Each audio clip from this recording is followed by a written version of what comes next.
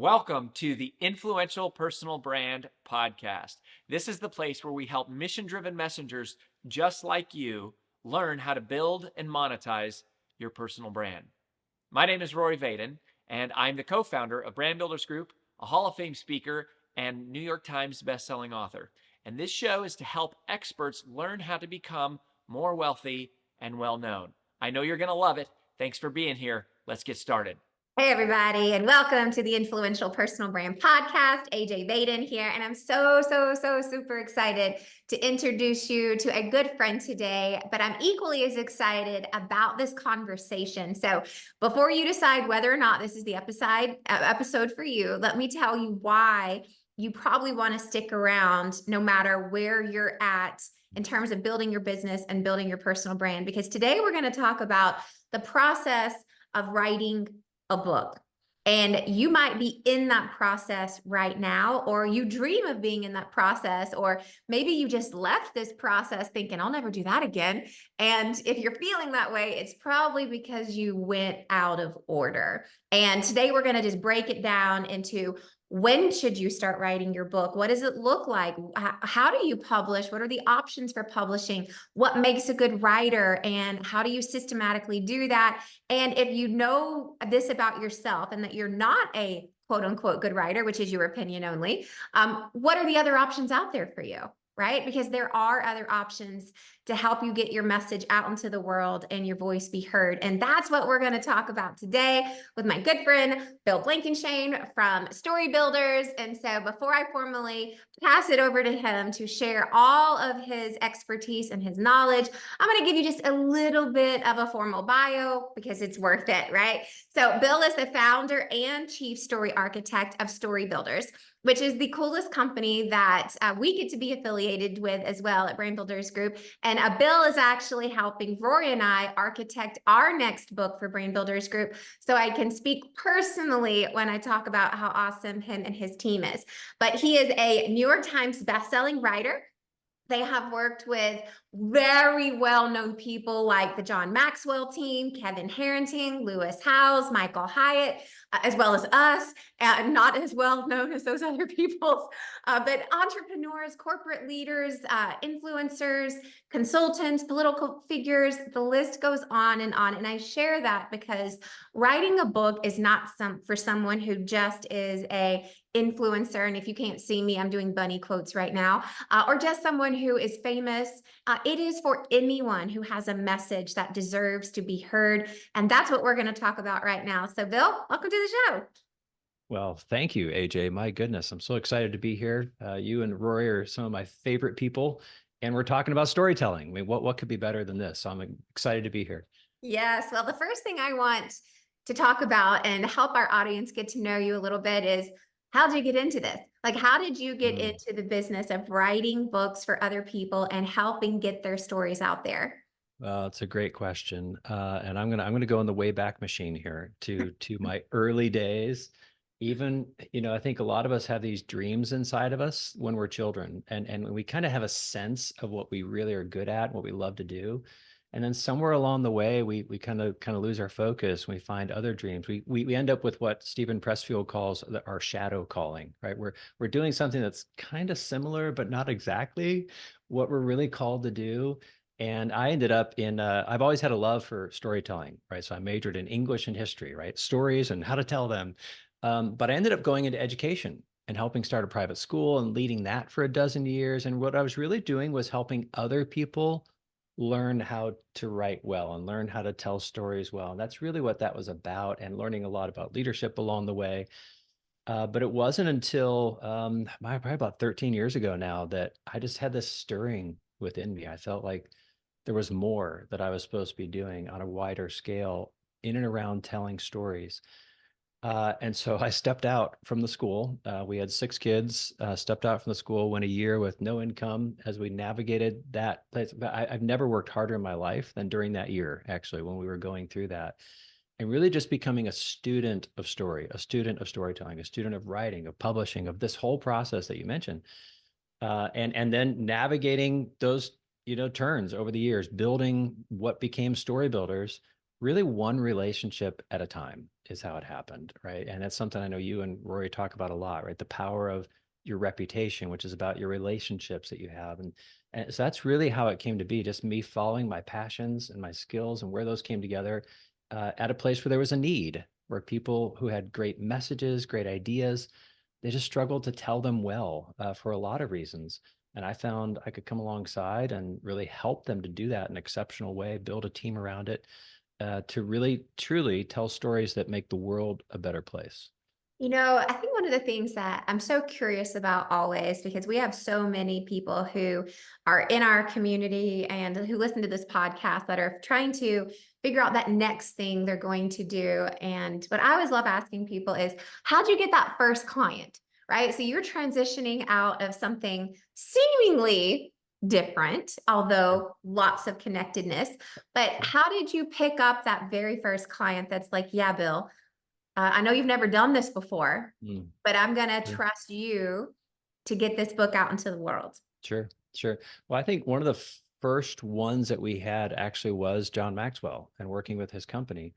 And it was because of both my leadership experience and my deep knowledge of Jon's content and my education background. So we've created a lot of the content for Jon's company ever since then. And it's really around instructional design and so forth. So in other words, I think I leaned into the strengths that I had to develop those and began to realize they could transfer into other areas. On the book front, there were someone I encountered in the ministry space where I had written my own book and I realized, oh, actually, I'm pretty good at doing that. And then encountered this person who had a need, wanting to get a message out. And I said, let me help you, right? We got in, we figured we didn't do it perfectly, but we did it well. He's actually still using that book as part of his ministry's activities and began to learn and grow. But it kind of began with that on both fronts, kind of, all right, what proven skills do I have that I can lean into? And then where's the need? And just finding that and genuinely seeking to serve in that way. I love that because I think at the end of the day, it's using relationships, leaning into what you're good at, leaning into what you're passionate about, solving a problem other people have.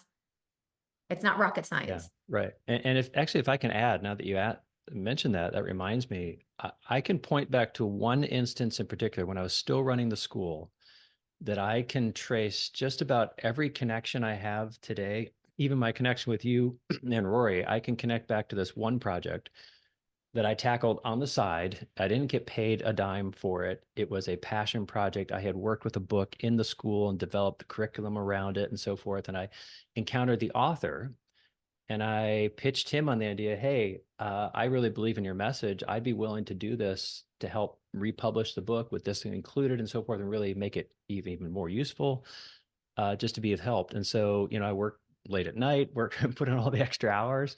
And again, I did it from a place of mission-driven perspective of I'm not getting paid for this. I just love to do it. And that one interaction ended up being what really opened the floodgate to so many relationships, even though that wasn't my intent. I was just trying to serve and be of help. But just simply being generous in that way contributed to so much of the opportunity. Actually, I'm really glad that came to mind because I think like the biggest thing that sticks out to me is what are you willing to do just to be of service? It doesn't matter if you get paid. You're just like, I can help. Yeah. And here's how I can help, knowing that it's like give to give mindset. Right.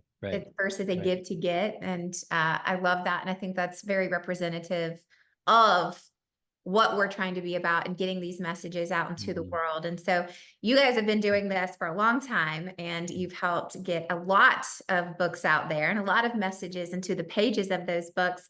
And so I would love to hear it from you. For all of these people out there, regardless if they're in the process or dream of being in the process of writing a book one day, what would you say is a good overarching process of when is it time for you to write a book? Like, how do you know this is the year or this is the time? But then also, how do you know when it's time to start thinking about the publishing options? Because we're in a world today where you can self-publish, hybrid publish, traditionally publish, and how much writing needs to be done before you start thinking about that thing. Sure. Big questions. But let's dive in and unpack them. So the first question of how do you know when it's time to write a book? Um, to me, that's a much larger life and business question, right? So in order to answer that question, you first of all have to have clarity on where you want your life to go. You have to have some clarity around your goals, what the plan is for your life, essentially. So if you find that you're feeling, I'm really kind of scattered, I'm not very intentional, that's probably not the time to write a book, because a book requires a lot of support and strategic planning around it to be successful. Right. So I've encountered many authors who've come to me and said, "Oh, I've been wanting to write a book for years. I think now's the time. Let me do it. I've got like 30 days. I can just crank this out." Right. And I told, well, you might want to take a few steps back and get a little more thought around what you're doing. Think strategically. I remember there was unfortunately, when I was living in Ohio, there was a school shooting in our town. And it was a small town, America feel, and the town really responded in a way that I was proud to be part of the town and how they responded. And I thought about writing a book about that, about the experience and the lessons from and I had a good friend in the publishing space who said, who actually was in the publishing business, took a close look at the book proposal and said, if you're going to write this book, you need to plan on talking about school shootings for the next 2 years. That needs to be your focus. That needs to be what you talk about. So make sure that this is where your heart is. This is where your passion is. And frankly, it wasn't. I wasn't. That wasn't my calling. My calling was the story. It wasn't that topic, as important as that topic is. And so I decided not to pursue it at that time. And I think that's the kind of, you have to know where you want to go in order to know what that timing is. But then I think you need to look at from a business perspective as well. This is one of the first questions I ask someone when we start talking about putting a book together is where do you want to go with this? What are you trying to do? What's the big picture that you're trying to accomplish? Paint that vision for me. And if they can, and it makes sense that I see how the book fits in, I see it feeds into your business model, I see how it helps open these doors, that makes sense. Let's keep talking. If not, my advice to them is, again, take a few steps back, get clarity on that strategically. Otherwise, you're going to jump in, you're going to get a lot of activity, and you, the author, and anybody helping you is going to get frustrated because we don't have a clear end in mind, right? So that's a little bit from a timing standpoint. On the process standpoint, one of the things that we really love at StoryBuilders is when authors come to us having gone through your captivating content session with brand builders, with the brand DNA and so forth, because they come to us with great clarity already around the main pillars that they want to talk about, what their behaviors are, what their stories are. They have a lot of clarity around that. So I think the first place you need to start is get clarity on what exactly do you want to talk about? What is it? And what is the uniqueness of that? What really makes it special and different from everybody else? And it's not that the topic you want to talk about has to be completely different. It's that what is it about your story, your unique approach to that gives it an angle that maybe not everybody has. No book is going to resonate with everyone, right? You're looking to write a message that will resonate with the people you really want to connect with, right? So getting clarity on that, I think, is huge on the front end. From that, then Real quick, before you go on, yeah. because I think this is important. Like, how many people would you say come to you without even really knowing what they want to write about? Not as many as you might think. There have been some. I've had somebody, text me from the beach, kind of, hey, here's what I'm thinking of writing. And from that text, we built a whole book around it. But, a lot of people have some thing that they've thought about writing about. Maybe they haven't done the work to really clarify it, though, and get it in the clarity that it needs. Some do. Some come to us with very well thought out plans and strategy that we can add value to and help make better and improve. But I think everybody has an idea. The challenge comes when people think they have a well thought idea and they really just have a half baked idea, right? They really haven't thought it through, and that's okay as long as you're open to being teachable and open to input on that and shape it and really make it exceptional. That's what we're about. Is if we're going to do a project, we're going to do it with excellence, or we're not going to do it at all. And so, we're not we're just not motivated by helping people crank out some word widgets. We want it to be a meaningful message, something that can actually impact the world, make it a better place. So yeah, short answer, I would say not too often. And when they do, it's really about, you need to get clarity on what that is. Okay. Now, one of the other things that I hear a lot from just people in the brand builders group community, and just even just in the larger audience at hand, of there's just so many different ways to publish these days. And some people are cranking out self-published book that they did write Sure. in a 30-day period, and boom, here it is. Even though that is more rare. But I would love to know, when it comes to writing and the relationship to publishing, like, what are those timelines? Sure. Like, how much of the book needs to be started, completed before you think about publishing? Sure. Well, let me answer that by filling that gap between clarity and publishing. I think that'll help fill in that timeline a little bit.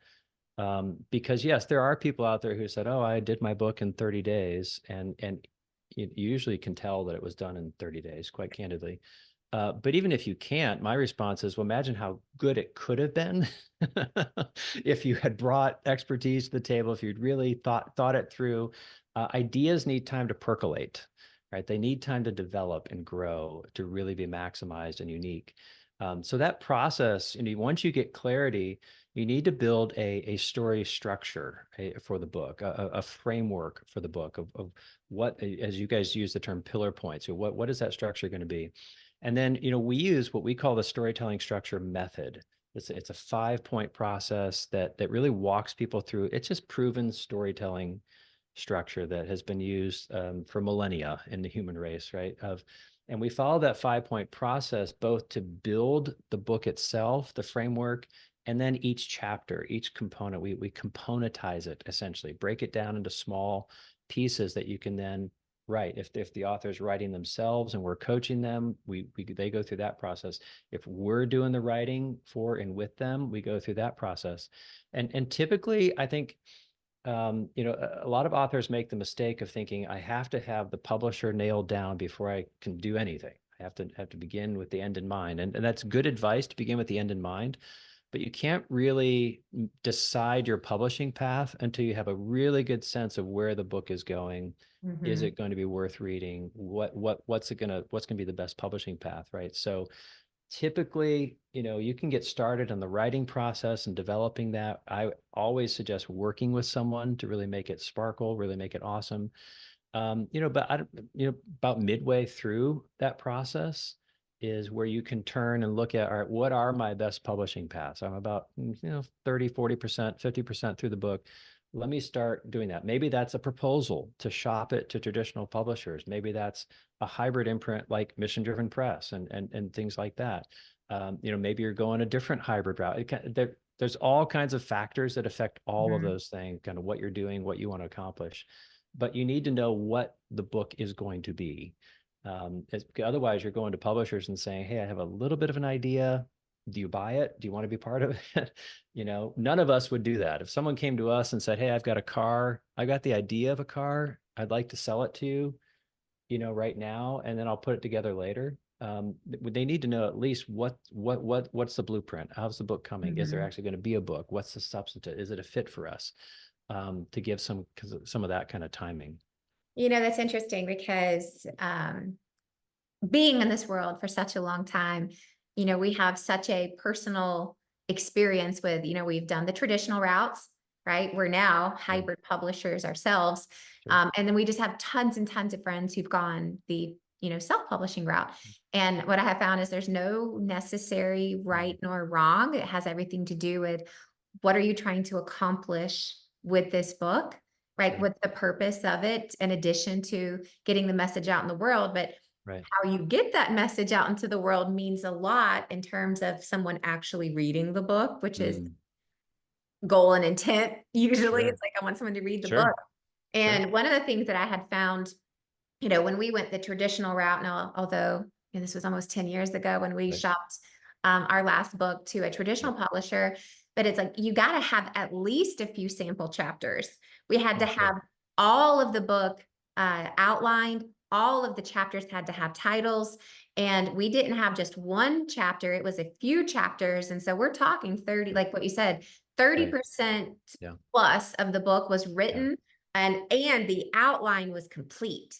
Yeah. For Yeah. them to even Absolutely. acknowledge like this is something that represents us, something that we think most importantly will sell, which Right. is what kept Right. coming Right. back to. It's like, do we think the market will buy this? Right. And an idea wasn't enough. But even in the hybrid publishing space now, I have people come to us at Mission Driven Press saying, hey, I'm just trying to get feelers of how I want to publish this. I don't have anything done yet. And I'm like, well, then I don't know if we're a fit for you based on your timelines, our timelines. How long is it going to take you to get the book done so that I can actually review it and decide if it's a fit for us and vice versa. And it's, you know, one of the prerequisites for us to even go, yeah, this looks like something that we'd want to help get out there. Is I want to see at least a few sample chapters. Sure. I want to see the outline, the overview. Whereas, you know, in the self-publishing route, you don't have that, right? But at least with hybrid and traditional, 30% minimum, I would say, has been our experience, so that people can go, do I think the market will buy this? Do I think this is a big enough topic for the masses to be interested in? Is it something we want to align ourselves with? Does it fit, you know, our publishing house or imprint or whatever? Would you say that's similar to what you've seen? Oh, absolutely. Because we help people develop book proposals. Like if they're going their traditional route, they want to shop that. We help people do that all the time. And that's the same process. Exactly what you said. It's several chapters. It's the framework. Usually it's an annotated outline. It's basically making the case for the book. It tells the publisher you've done the thought work behind this, right? And what was really popular actually for us, when people aren't sure what publishing path they want to go yet, they don't have to figure that out to get started. Like we can help them get clarity on that, begin building that, actually drafting a manuscript, getting it to that place where they know they're putting their best foot forward, their best representation to publishers, whatever that may be, because you usually only get one shot at that. Right. So if you're pitching it to publishers or presenting it to someone, you don't want to give them like your C level work. You want your A level work. You want to bring your best to the game.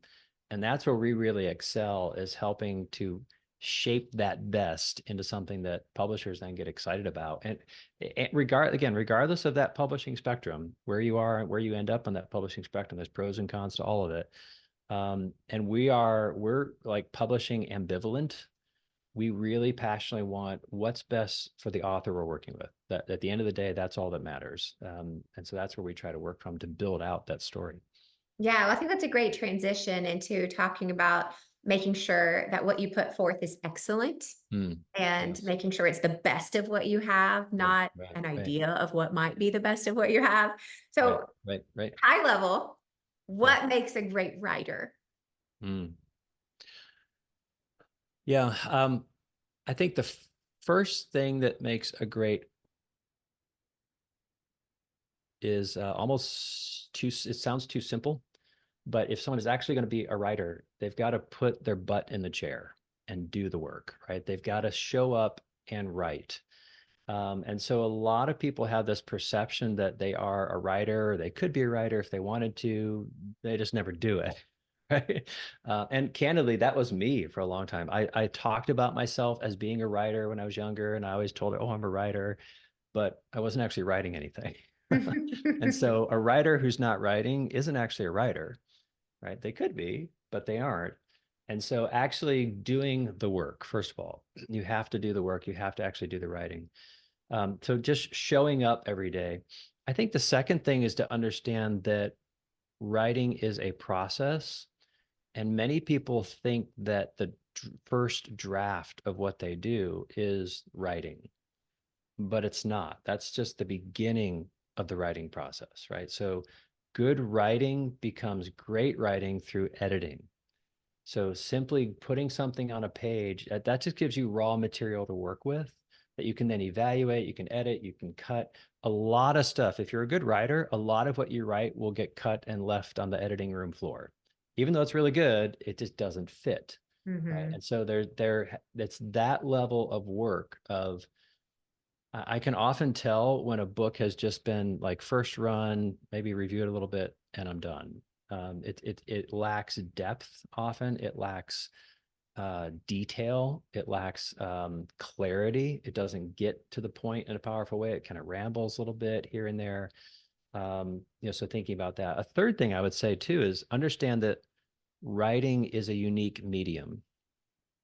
So speaker, for example, if you're a speaker and you like to give keynote speech, you may be really good at that, but recognizing that giving a speech and putting words on a page are two different mediums for conveying, just like video is different than speaking, right? There are different mediums and you need to understand the nuances of them. So writing, for example, here's the challenge of writing. You have to put words on a page and then put it out into the world. And then someone who you don't even know has to open that page, read it, and understand what you intended to say and have the same emotional impact that you intended to say as if they were in the room with you, talking with you, but they're not, right? And so you get no feedback. You don't know if we're having this conversation, you're nodding, right? Fourth dynamic. And in writing, you don't get any of that, right? So it's one-way communication that needs to feel like it's two-way. And so that takes a lot of editing and a lot of work and a lot of being willing to, that expression, kill your darlings, if you will, right? Being willing to let go of things that might be cluttering that process or getting in the way of a reader or that feel clever to you. I know, you guys talk about that a lot, right? That clear is better than clever, right? And so it's that kind of idea of writing with clarity takes place there. The fourth thing I would add is that it takes time and effort to become a really good writer. And you have to become a writing. And a lot of people simply don't have the time to do that, right? They're professionals, they're entrepreneurs, they're speakers, they're building their influential brand, they've got business going on. They don't have time to do that. And that's okay, right? This is what a lot of people don't realize is you don't actually have to become a writer to create an incredible book. You can partner with someone like me, like my team, who we do the work of becoming the writers and understanding your ideas to help turn them in to something that is really cool. I love that. And I want to go back and touch on each of these points because I think there's a lot of wisdom and depth into each of these. And then on that last one, I think it's a grand transition into, okay, well, if you know you're not a writer, yeah, tell me about that. How do we do that? But Sure. I want to hop all the way back to that first thing you said, which is the first thing that takes to become a great writer is showing up, right? Butt in the seat. Right. And so what I'd love to hear is, do you have any tips or best practices of what's the best way to actually get yourself to write the book? Is there like an ideal schedule or timeline? I have my own, experiences of what I've seen happen in my house as well as with others. But like, what would you say would be a good schedule for writing? Yeah. What I find is using something like our storytelling structure method that would help break it down, right? If you think I got to write this big book, so easy to stare at the screen and have no idea what to write next. But when you break it down into small enough parts, anything can be done if you break it down to small enough parts. And so breaking it down into, all right, I need this chunk. It's, I don't know, 3 or 4 or 5, 6, 7 paragraphs, maybe a page and a half. That's all I need, right? That's what I need to do today. And so having that kind of mindset, I think helps considerably to get started.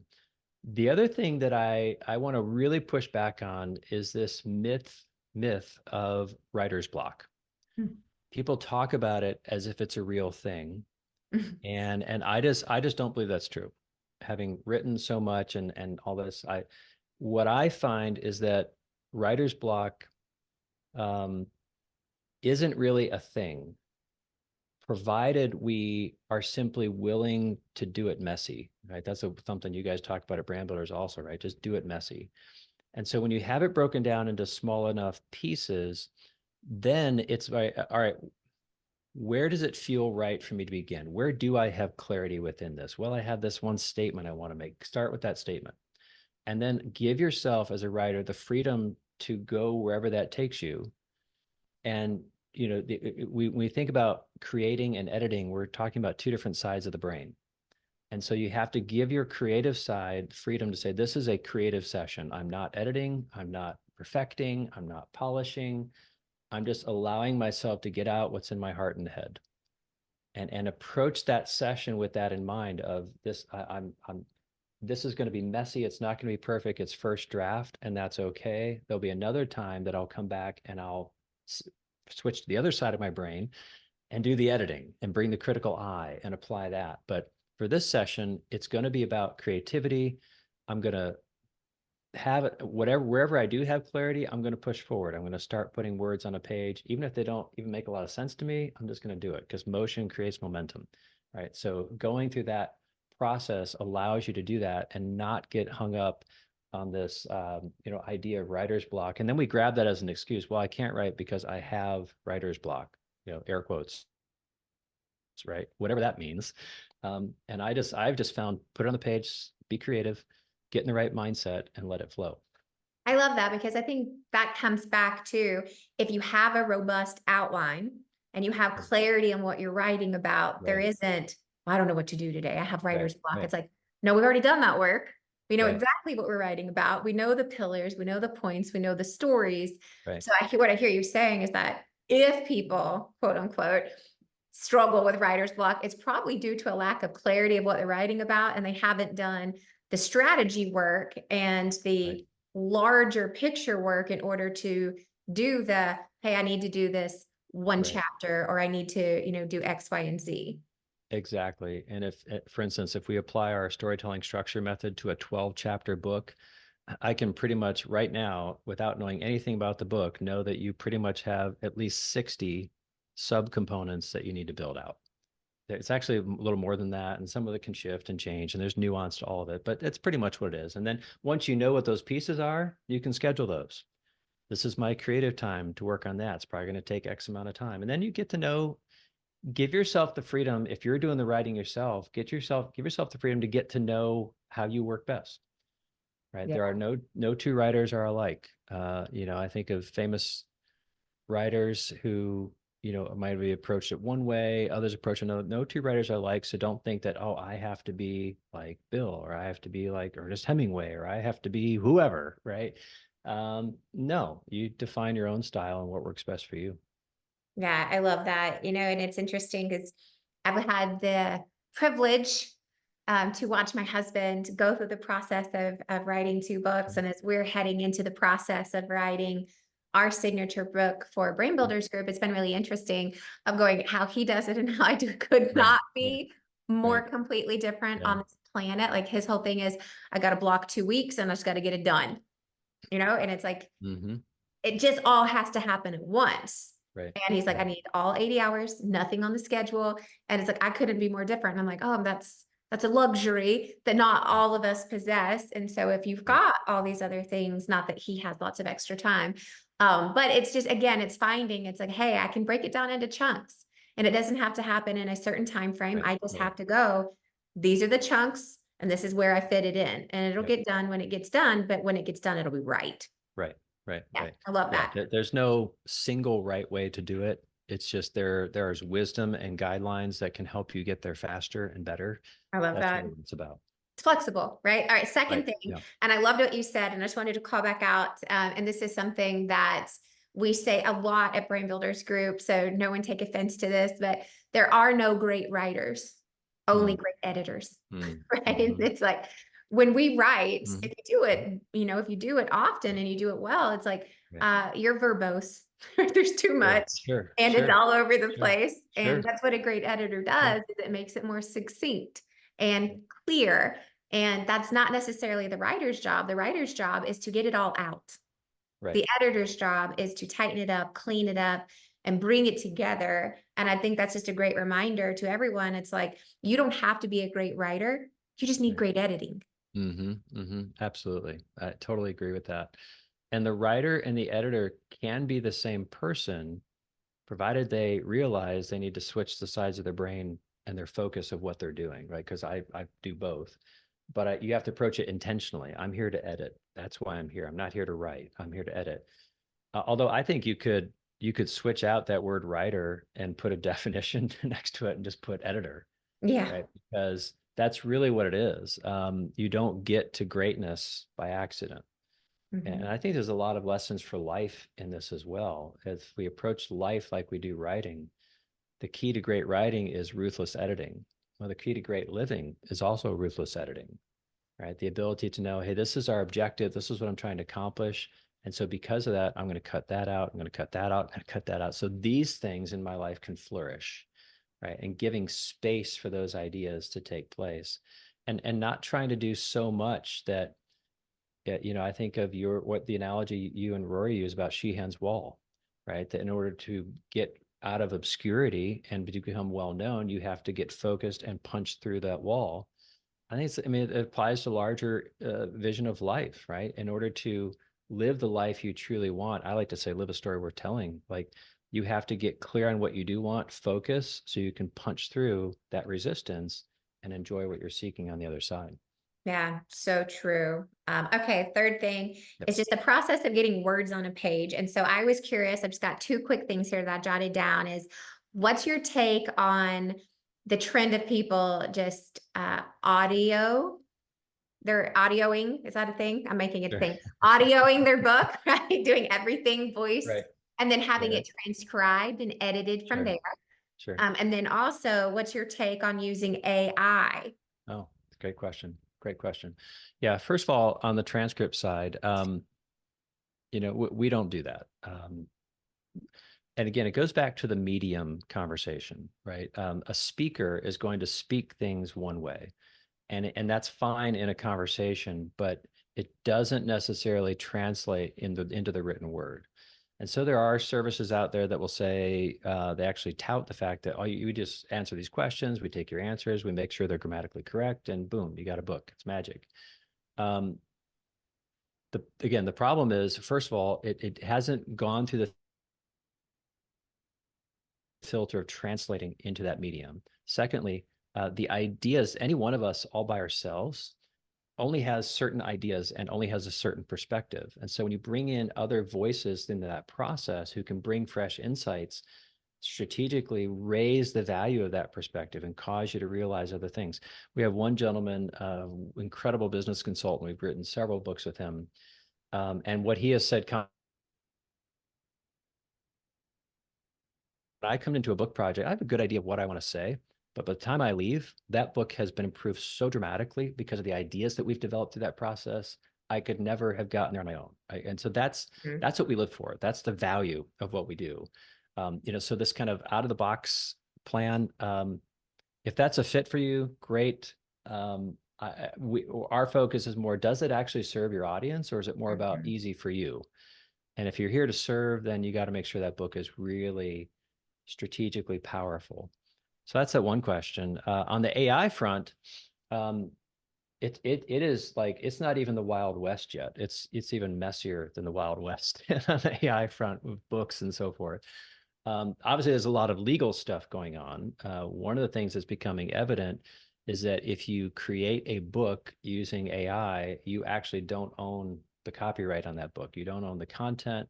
So trying to build any intellectual property around that becomes really troublesome, because this is one of the things we bring to the table, as you know, as well. We help people develop ways to monetize their ideas into digital courses, instructional design, workshops, trainings, all those kind of things. And if the ideas aren't actually yours, then whatever you build is on really shaky ground from a legal perspective. The other problem is that, I think it was the writer of Ecclesiastes said there's nothing new under the sun. What is new and different is your ability to bring unique perspective, your story, your unique approach to it that only you can bring. And AI doesn't know that. And so it just spits out whatever other people have said, and it removes that uniqueness on the one hand. On the other hand, what AI cannot do is it cannot make connections it hasn't already made, that already haven't been made. And this is the genius of the human mind, is that we can put thoughts together that no one has ever put together before, right? We can bring fresh ideas and insights into all that in a way that no machine ever will be able to do, right? No matter what the limits of that are, whatever that looks like, it simply won't have the ability to pull all that together. So all that being said, I think AI has its place It can be used to curate content, it can be used to pull research and so forth. Where we've run into struggles with authors on AIs when they start relying on it to do the lifting for them. And then, they end up just stuck in this mediocre place that nobody really wants to read. Yeah, and it's interesting. I think most of us have encountered enough AI content at this point where it's like, yeah, I think that's AI, right? Versus Right. I can tell. And I think it'll continue to improve over Yeah. the next, months and years, and we'll see where it ends up. But Yeah. I agree that there's just some things that, technology can never replace the human heart. And writing and storytelling, I believe, are two of those categories. It's Right. the importance of the nuances of a story that really can only come from the human heart. So let's transition a little bit into then what is it that you guys do to help humans bring humans into this place of becoming, great writers and produce great writing. And so what is a ghostwriter and Sure. what do they do? Sure. Well, I usually don't even use the term ghostwriter. I don't mind it at all. I like to use the term collaborative writing I like because that. it's really how I view it, as really coming Yeah. alongside an author, not replacing them, not pretending that they did something they didn't. But a lot of the big names and big books you see out there, not all of them by any means, were written with collaborative writers or ghostwriters, whatever the case may be. The key, I think, a lot of people tend to, this is another reason why I use that name, is people think of ghostwriting as almost like it's a fake writing. And that's not what the collaborative process is at all. In fact, it really relies on authenticity. The people I work with on books, we go deep into content, and our team goes deep with them to develop that content. So it is very much the author's ideas. That's another thing some people think is, well, it won't actually be what I have to say. It won't be my message. No, not if you have a good collaborative writer. It will be your message. We have the priority of preserving that and adding value to it, not replacing it, right? So we serve as that sounding board for ideas and value add for ideas. And we just go through that process. I mean, a lot of times the authors I work with, we become good friends because we get to know each other really well. Our team becomes good friends and so forth. And we have a whole process laid out where we help people really turn their ideas into compelling books and compelling manuscripts that they can then decide what's the best publishing path for me. What do I do with this now that I have a book I can be proud of? Right. So that's really where the heart of that comes in. And that's really where our passion is. Because we've seen so many people who have ideas and they either take them half baked into the world and regret it, or they don't take them at all because they're afraid and they don't know how. And we believe the world needs to hear what these leaders have to say.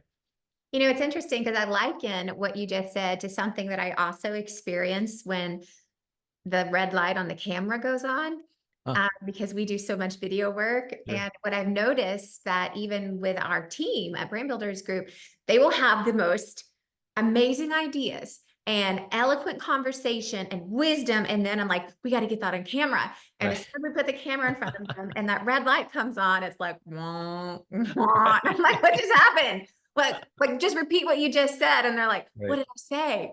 And what I've noticed, it's because it's in an interview conversation format. When people have to move into monologue mode, which is what happens when you're writing or you're talking to yourself, so much of that disappears. And it's like, wait, what did you ask? I don't know what I said.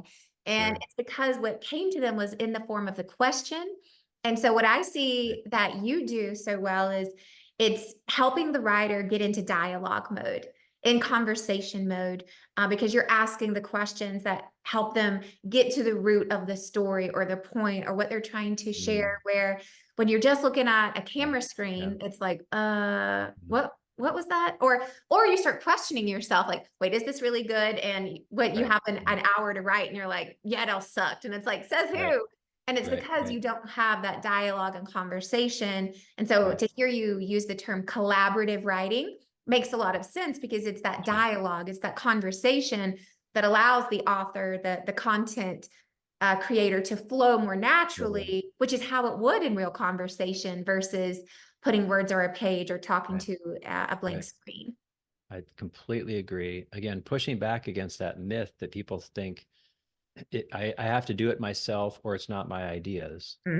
Well, the reality is none of your ideas are truly your ideas in the first place. You got the seeds of those from elsewhere anyway. Right? Totally. You've brought those in and you've pulled them together in a unique way. And so this is what we do, is really about, let's be intentional about that. Let's be intentional about, for busy people who frankly, they don't have time to become experts in writing. They have other priorities, and they should have other priorities. Frankly, they do things that only they can do extremely well. I was just talking to one of our mutual friends, right, Lewis Howes, the other day about this idea. Is he's a huge fan of, delegating ruthlessly. Like, whatever is not in your strength spot, find someone else who can do it better, right? And hence our partnership. I know he partners with you guys for the same reason, right? So it's that kind of idea that if this isn't your thing, find somebody who can add value and collaborate with you to help you be more creative. Because you have Yeah. those ideas, we can just help them get them out of you and share them with the world.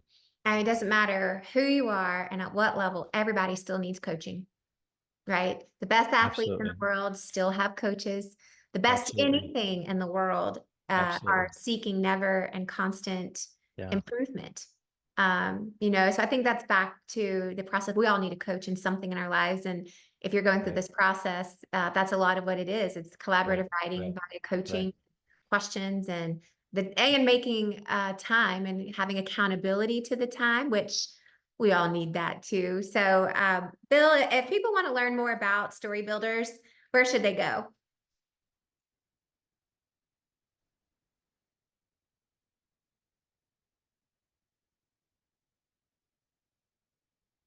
I would say the best. Sorry about that. My internet stuttered for a minute there, I Okay, think. I'm just going to start that little sentence over. So, All right. Bill, if people want to learn more about Story Builders, where should they go? We would love to connect with people who have a story that maybe they're wondering, is my story worth telling? Do I have a book? Do I even need help? We're here to help you figure that out. So the best way to get in touch with us is to schedule a book idea session with one of our story strategists, and we'll get you answers to those questions. It's free, no obligation session with them, veteran book people who have worked on thousands of books, thousands of authors. We would love to help you figure that out. Go to mystorybuilders.com/story. So mystorybuilders.com/story. And you can easily, right now, schedule time on your calendar, put in a spot. We want to come alongside and help you. If we can be a fit for you and help you, great. If not, we want to get out of your way so you can tell your story and live it out in the way that you feel called to do. I love that, y'all. mystorybuilders.com/story. I will put that in the show notes. At least vet the idea of, is this the route for me? What is this idea I have? And have some conversation around what that looks like. Now, Bill, if people want to connect with you personally, what's the best platform for them to connect with you personally? Best one is going to be LinkedIn. We put a lot of focus in actually serving the clients and story partners, as we call them, that we're serving. But LinkedIn's probably the best place. Just look me up, Bill Blankschaen or StoryBuilders, one of the two.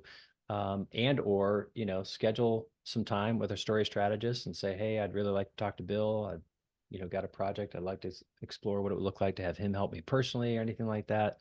Fine, whatever that takes. And yeah, just reach out and we're here. And I'll put your LinkedIn link in the show notes as well. This was so helpful, so insightful, Awesome. so many good nuggets. And for everyone else who is listening, stick around for the recap, which will be up next. And we will see you next time on The Influential Personal Brand.